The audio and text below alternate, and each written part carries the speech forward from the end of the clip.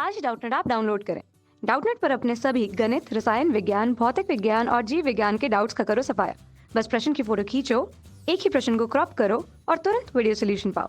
अभी डाउनलोड करें।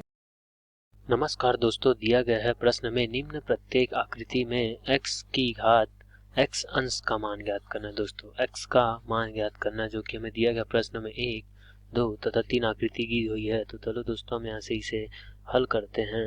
हल तब दोस्तों हमें पहली आकृति दी गई है a b e d c। दोस्तों यहाँ पर दिया गया कोण b का मान 140 अंश, कोण d का मान 135 अंश तथा हमें x का मान ज्ञात करना है। तो दोस्तों हम यहाँ से b तथा F कोई एक रेखा खींचते हैं, उसी प्रकार हम यहाँ से दोस्तों D तथा G कोई रेखा खींचते हैं तथा यहाँ जो E के बीच बने कोण को हम कोण A नाम देते हैं तथा उसी प्रकार हम इसको कोण 2 नाम देते हैं तथा हम उसी प्रकार दोस्तों बीच से X के एक लकीर या रेखा खींचते हैं जिसे हम कोई नाम L तथा M देते हैं तथा इन दोनों के बीच जो X का कोण अर्धक प्राप्त होता है उसको हम कोण P तथा हम इसको कोण Q नाम देते हैं। दोस्तों तो यहाँ से हम कह सकते हैं कि हम सबसे पहले वाले चित्र के लिए हल कर रहे हैं। तो यहाँ से हम कह सकते हैं कि दोस्तों यहाँ से हमें दिखाई दे रहा है कोण x अंश का मान हो जाएगा कोण P धन कोण Q के बराबर, क्योंकि दोस्तों हमने यहाँ से इसको आधा किया है अर्धक,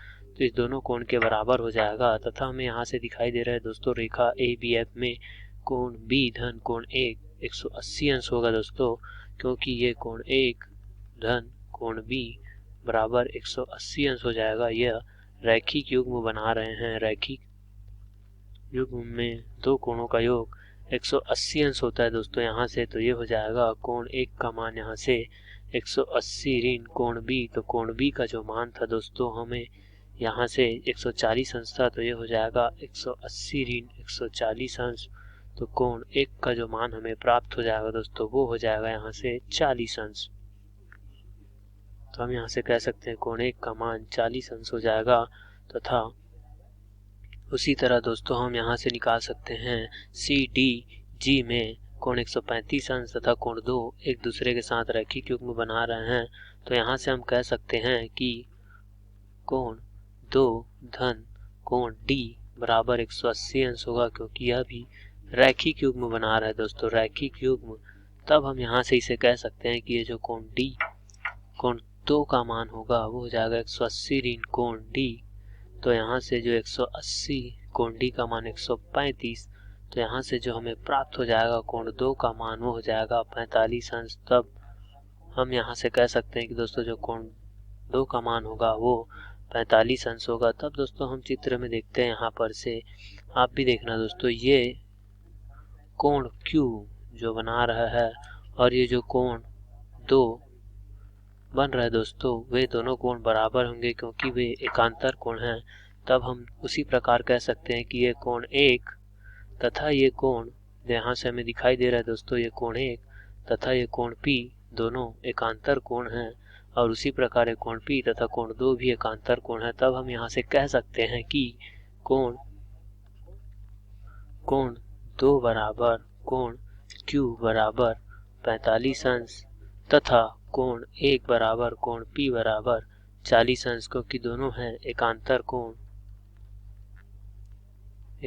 कोण। तो हम यहाँ से कह सकते हैं कि दोनों कोणों का मान हमें प्राप्त हो जाएगा, कोण 1 का मान 40 अंश तथा कोण 2 का मान 45 अंश। तब हम यहाँ से निकाल सकते हैं कोण x का मान। तो यहाँ से हमारे पास x का मान के लिए हमने यहाँ पास माना था कोण P धन कोण Q का मान था, उसके दोनों के योग के बराबर था। तो हम यहाँ पर से कह सकते हैं कि कोण x का जो मान होगा कोण P धन कोण Q, तो यहाँ से जो हमें प्राप्त हुआ है 45 अंश धन 40 अंश। तो यहाँ से कोण x का मान प्राप्त हो जाएगा वो हो जाएगा 85 अंश, जो कि यह पहले वाले आकृति का सही उत्तर है दोस्तों। उसी प्रकार हम दूसरे आकृति में हल करेंगे तथा यहाँ से हम उसका भी x का मान निकालेंगे। तब दोस्तों यहाँ से हमें दिया गया है कि हम x के बीच कोई एक रेखा L तथा M खींचते हैं तथा हम उसको भी नाम देते हैं, इसको कोई कोण P नाम दे देते हैं, इसको कोई कोण Q नाम देते हैं। तो दोस्तों हमें यहाँ से दिखाई देता है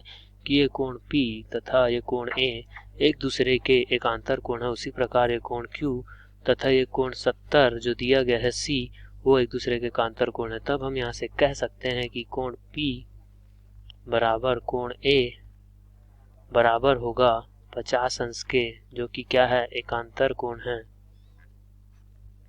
एकांतर कोण के। तथा उसी प्रकार हम कह सकते हैं दोस्तों कोण Q, और यहाँ से कोण C बराबर 70 अंश, यह भी एकांतर कोण होगा,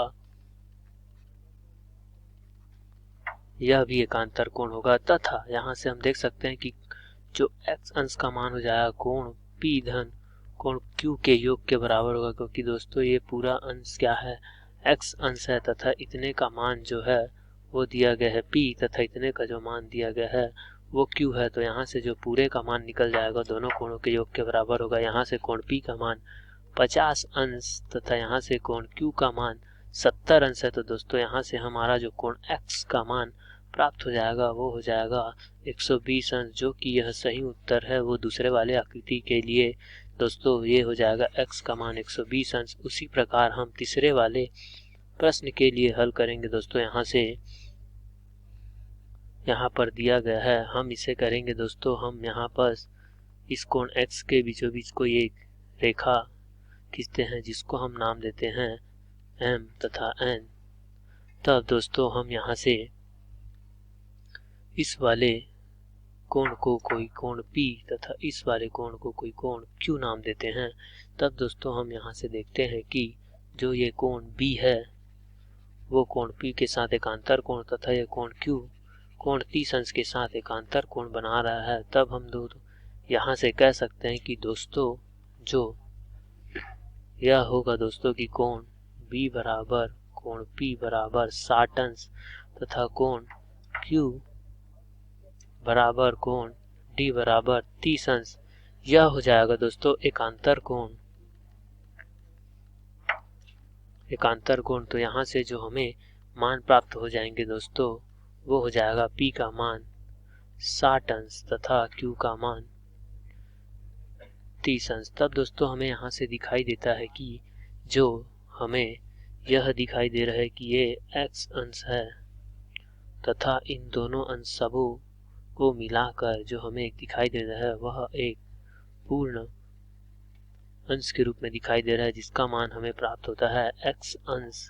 तब यहाँ से कोण P का मान कोण Q बराबर 360 अंश लिख सकते हैं, क्योंकि दोस्तों यहाँ से हमें दिखाई दे रहा है कि यह पूर्ण वृत्तीय कोण। तब यहाँ से दोस्तों हम इसे लिख सकते हैं कि यह हो जाएगा x अंश कोण P का मान हो जाएगा 60 अंश तथा ये हो जाएगा 30 अंश, ये 360 अंश दोस्तों। तो यहाँ से जो x का मान निकल जाएगा वो 360 अंश ऋण 60 अंश ऋण 30 अंश।